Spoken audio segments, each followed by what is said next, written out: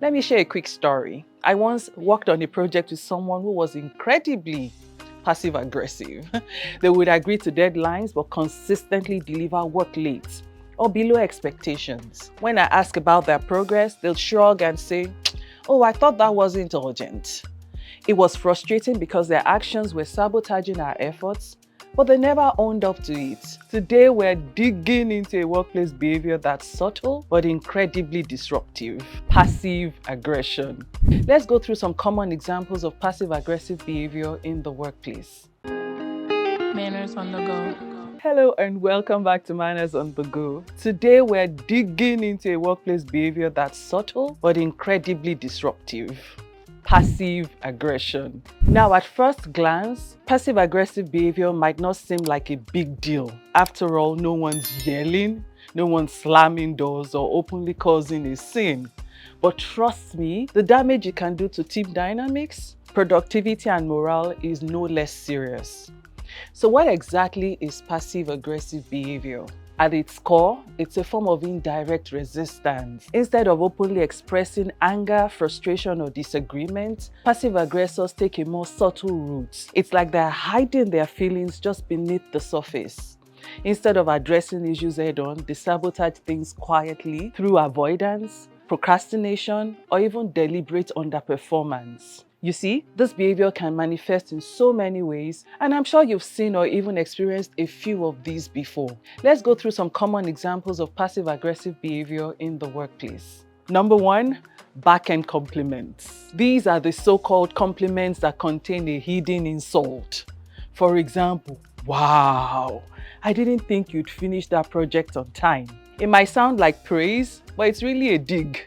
Number two, procrastination. Passive aggressors often delay tasks or projects not because they're overwhelmed, but to avoid responsibility or frustrate others. It's their way of resisting without openly saying no.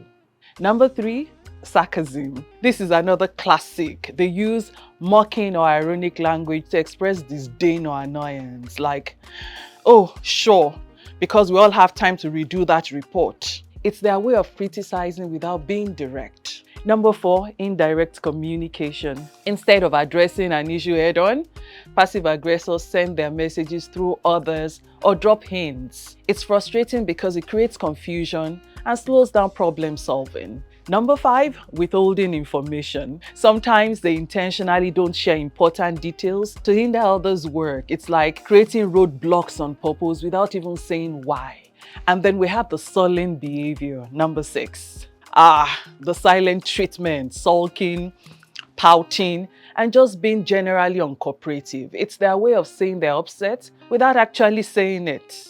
Number seven, gossiping. Rather than addressing concerns directly, they talk behind people's backs, spreading rumors or complaints. And then we have blaming others. That's number eight. Passive aggressors love to shift responsibility. If something goes wrong, it's never their fault. It's always someone else's. Number nine, making excuses. They always have a reason for not meeting deadlines, skipping meetings, or failing to fulfill responsibilities.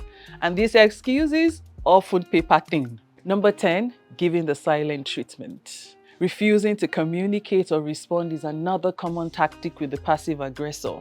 It creates an uncomfortable work environment and leaves everyone guessing.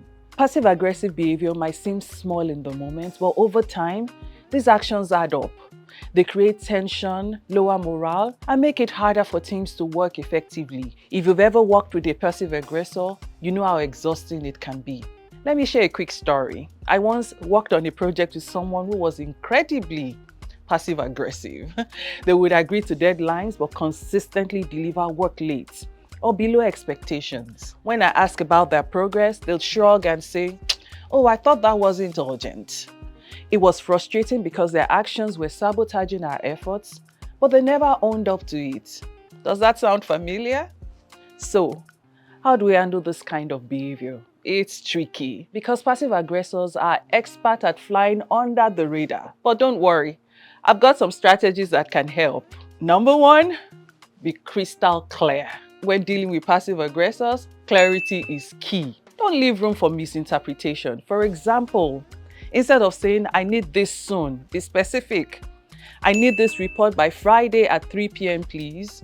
no exceptions. This leaves little room for excuses. Another strategy is to get commitments in writing. After assigning a task, send a follow-up email summarizing the discussion. Something like, just confirming you'll have the draft completed by Thursday morning as we discussed, right? Having things in writing makes it harder for passive aggressors to deny or backtrack. Number 3, set firm deadlines. Passive aggressors thrive on procrastination, so give them hard deadlines. Check in regularly to monitor progress and address any delays as soon as they happen. Number 4, stay calm and factual. Passive aggressors often try to provoke emotional reactions. Don't give them the satisfaction. Instead, stick to the facts and calmly reiterate your expectations. Number 5, address the behavior directly. If their actions are affecting the team, don't be afraid to call it out. Professionally, of course.